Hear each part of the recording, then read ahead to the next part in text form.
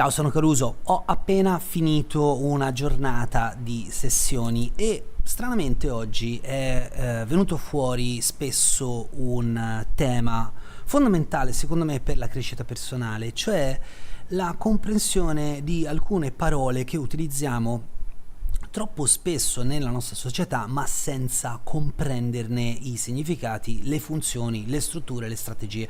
Quindi ascoltami fino in fondo e impara qualcosa di buono. Allora, oggi ti voglio parlare di cervello e mente. Il cervello non è la mente e la mente non è il cervello. Sì, lo so, ma tante volte, Caruso, viene sostituita queste due parole vengono usate come sinonimi. Ok, nel vostro tema di italiano potete fare quello che vi pare o quello che il vostro insegnante di italiano vi permette, ma per quanto mi riguarda è importante essere precisi, soprattutto perché poi utilizziamo proprio questi termini per la nostra crescita. Se sentite dei rumori è perché c'è qualche demente che gli piace avere la marmitta che fa rumore e purtroppo non c'è verso fargli capire che rompe le scatole a tutti, quindi scusatemi, ma oggi è così. Torniamo al nostro tema, cervello e mente. Chiariamoci, il cervello lo si può studiare, il cervello è stato studiato tantissimo, ancora non è che siamo chissà dove, c'è una grandissima percentuale del cervello che ancora non è compreso, però si parla di cervello come di un chilo e mezzo di, lo metto fra virgolette perché poi i puristi della materia biologica e scientifica si arrabbiano, lo metto fra virgolette, un chilo e mezzo di ciccia, di materiale biologico che sta nella scatola cranica, però che poi si sviluppa in tutto il sistema nervoso centrale, il sistema nervoso autonomo, nella periferia del nostro corpo. E che cosa fa il cervello? Bene, il cervello non fa altro attraverso le percezioni e quindi gli stimoli che l'ambiente gli dà, gli stimoli che ottiene attraverso la luce e quindi gli occhi, le vibrazioni sonore e quindi le orecchie, ma poi in realtà lì bisognerebbe parlare perché noi sentiamo il suono con tutto il corpo, le orecchie soltanto codificano, così come la vista non è negli occhi ma è nella parte retrostante del cervello, ma insomma non voglio fare troppo il pignolo. E poi l'olfatto, e poi il tatto, tutta la pelle, e poi la propriocezione e quant'altro. Il cervello risente di tutti questi stimoli e per avere questi stimoli, per connettersi, interfacciarsi con la dualità, anche chiamata realtà virtuale, utilizza le percezioni. In un video precedente vi avevo detto che le percezioni hanno dei limiti ed è importante che siano limitate, altrimenti noi non avremo la possibilità di fare delle esperienze. Ora, se voi avete compreso fino a qui che cos'è il cervello e che cosa in realtà fa, ve lo posso sintetizzare dicendovi che il cervello non fa altro che rispondere a stimoli. È un grande risponditore. Accomoda la temperatura del corpo, accomoda la respirazione, accomoda il battito cardiaco in funzione di ciò che serve, degli stimoli che sta per avere o delle memorie che ha ottenuto negli anni. Per esempio, se, questo lo sappiamo attraverso gli studi, se entrate in una palestra e vedete il tapis roulant, il vostro cuore comincia immediatamente ad aumentare la frequenza cardiaca. Perché? Perché il vostro cervello si sta già preparando, perché l'avete stimolato, gli avete messo davanti un qualcosa che lui conosce e dice: tutte le volte che vado lì sopra mi tocca aumentare tanto la frequenza cardiaca perché devo pompare sangue dappertutto per portare ossigeno a tutte le parti del corpo, perché serve tanta energia. Vi ricordo che l'ossigeno è l'energia attraverso l'adenosin trifosfato e i mitocondri e tutto quello che è il ciclo di Krebs, ma non la facciamo troppo lunga oggi. Ecco, il cervello in realtà non fa altro che rispondere agli stimoli. Quindi è un'interfaccia biologica a questo tipo di dualità. Ma Caruso, facendo così, cazzo, tu non lo posso dire sputtani, però lo vorrei dire, un sacco di ricerca in ambito neuroscientifico, non puoi alleggerire così tanto la faccenda. E invece sì, posso, questa è la mia opinione, dopo quasi 20 anni di lavoro nella crescita personale e lavoro con le persone, con l'insegnamento, con tante cose che faccio. Sono sempre più convinto che lo strumento cervello e tutto il sistema nervoso in generale sia un modo per interfacciarsi a questa dualità e che possa solo rispondere a determinati stimoli. Mettiamo un punto qui per un attimo e andiamo dall'altra parte. Vi ho detto che vi avrei parlato di cervello e mente. La mente è tutt'altro che fisica, è tutt'altro che toccabile. La mente è un costrutto filosofico. La mente è impalpabile, però la mente è quella roba là, ora la chiamerò roba là, ok? È quella roba là che ci permette di studiare il cervello. Perché se non avessi la mente non potresti studiare il cervello, perché il cervello da solo non si studia, in quanto può soltanto rispondere a degli stimoli. È un po' più chiaro adesso? La mente che cosa ha come prima funzione? L'interpretazione. Il cervello risente di alcune memorie, di alcuni stimoli, ma non interpreta, risponde.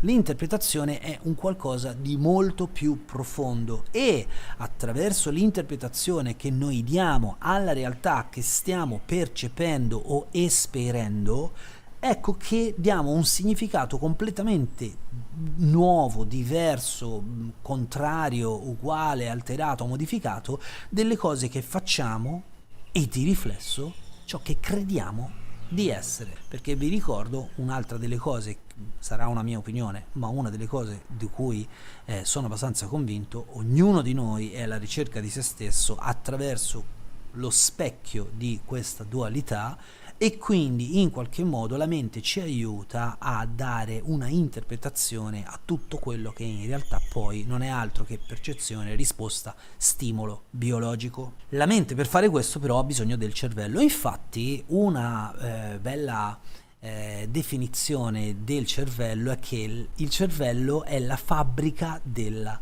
mente, quindi la mente è un qualcosa che utilizza il cervello. C'è da dire che nella mente ci sono i pensieri. Ora, questa cosa dei pensieri, se ci provate a meditare un po', e anzi vi chiedo davvero la cortesia, scrivetemi sotto, secondo voi i pensieri che cosa sono? Provate a meditarci un po'. Che cos'è un pensiero? Come lo possiamo definire un pensiero?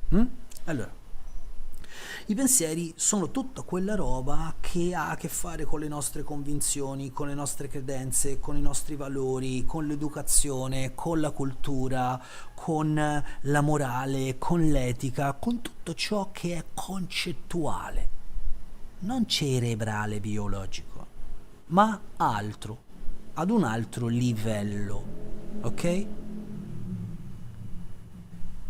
La mente, attraverso questa azione del pensare, riesce addirittura a ristrutturare la nostra realtà. La realtà che abbiamo di fronte 5 minuti dopo può avere completamente un altro significato, e facendo così dà degli stimoli al cervello in modo che poi la prossima volta, attraverso una memoria molto spicciola, possa rispondere in un modo adeguato. Vediamo un qualcosa che è bellissimo, ci appare appetitoso, lo mangiamo e cominciamo a stare male.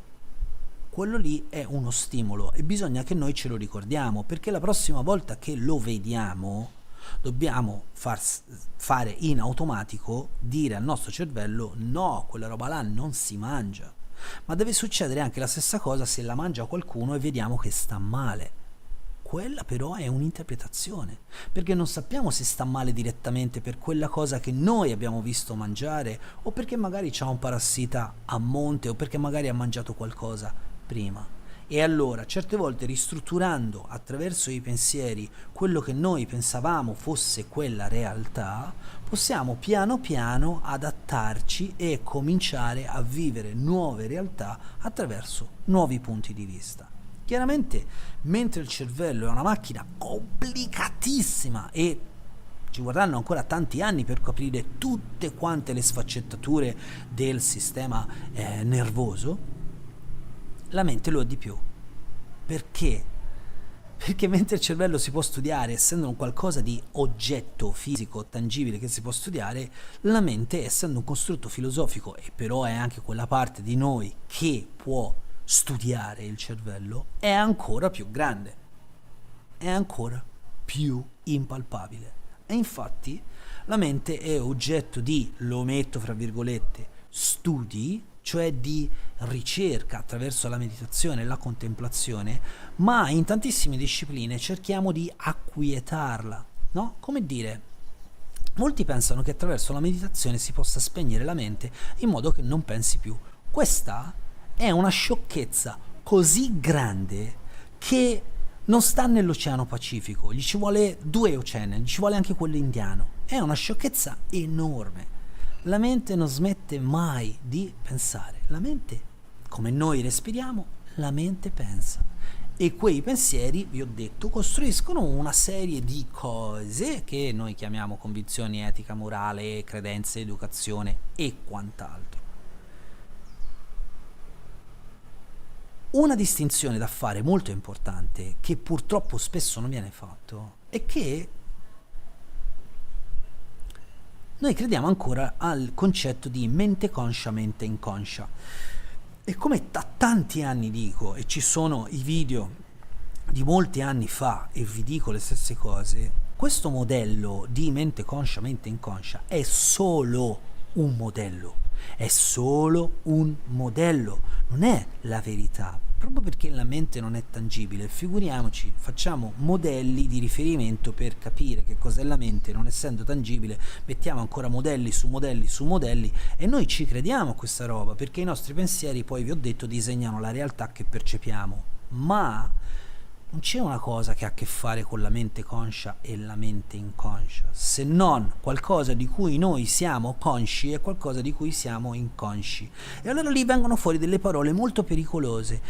Non ne sei consapevole, legato alla parola consapevolezza, ma la mente non ha a che fare con la consapevolezza. La consapevolezza è semmai una qualità, è una caratteristica, ma non è la mente stessa. Inoltre essere consci porta a galla un po' il discorso della coscienza, quindi se la mente è conscia allora vuol dire che è cosciente, se la mente non è conscia quindi non c'è coscienza allora è incosciente. Attenzione, perché queste parole vengono utilizzate dai medici e hanno un valore, un significato completamente diverso rispetto a quello che noi diamo in crescita personale, nello sviluppo personale, in meditazione. Hanno completamente un altro significato. Quindi la distinzione mente, consapevolezza e coscienza c'è da farla, e come sono cose diverse. Fra l'altro, mentre la mente la si può alterare, perché tante volte cambiamo i pensieri e quindi cambia insieme a noi, vi ho detto che ci saranno dei rumori oggi, la coscienza non cambia mai. La coscienza non è cambiante. La coscienza è. Ok? La consapevolezza invece è, ma poi magari lo spiego meglio in un altro video, la consapevolezza è l'unità di misura con la quale noi ci relazioniamo alla coscienza. Più la consapevolezza è infinitamente alta, più noi siamo infinitamente coscienza. Lo diventiamo, ok? L'ultima cosa di cui voglio parlare è questa roba dell'occidentale che si identifica nella mente. Noi non siamo la mente, non lo siamo la mente. Essendo che la mente cambia e noi invece non cambiamo, perché se ci pensate durante gli anni voi siete sempre voi stessi, l'apparenza di voi stessi cambia, ma l'essere non cambia mai, esattamente perché l'essere è affine alla coscienza. Allora noi non siamo la mente. Inoltre, ogni volta che prendiamo qualcosa e cerchiamo di analizzarlo, cerchiamo di contemplarlo, quella roba là diventa oggetto di noi soggetti che la contempliamo. Quindi se voi meditate sulla vostra mente, state vedendo che la mente non siete voi. Potrebbe essere una parte di voi, ma allora non siete voi. Ricordatevi, non vi identificate troppo nei pensieri che fate, nelle credenze che avete, perché questo processo di identificazione rende sempre più difficile il cambiamento. E come diceva il signor Gautama, detto Buddha, l'unica cosa costante della nostra vita è il cambiamento. Ho fatto dei video che riguardano appunto il cambiamento, vi invito a guardarli perché ci sono delle informazioni importanti da comprendere. Spero che oggi abbiamo compreso anche un po' di più riguardo a quello che è il cervello e la mente, e perché non è giusto mettere tutto sullo stesso piano, il cervello, la mente, la coscienza, la consapevolezza, perché sono cose diverse. Se avete delle domande, vi prego, fatemele sotto in modo che possa rispondervi con degli altri video. Fatemi sapere se questi video per voi sono interessanti. Sicuramente ci sarà qualcuno che dirà sì, ma hai sovrasemplificato tutto. Sì, ho sovrasemplificato tutto perché questi video sono dei video divulgativi e dobbiamo parlare in modo semplice, non possiamo super complicare le cose, renderle complesse e poi magari mi seguono in due. Se vi è piaciuto il video mettetemi un mi piace, iscrivetevi al canale, scrivetemi un commento e va bene, insomma queste cose le sapete. Ancora una volta da Caruso Colzi è tutto, a me non resta altro che augurarvi una splendida serata. A presto.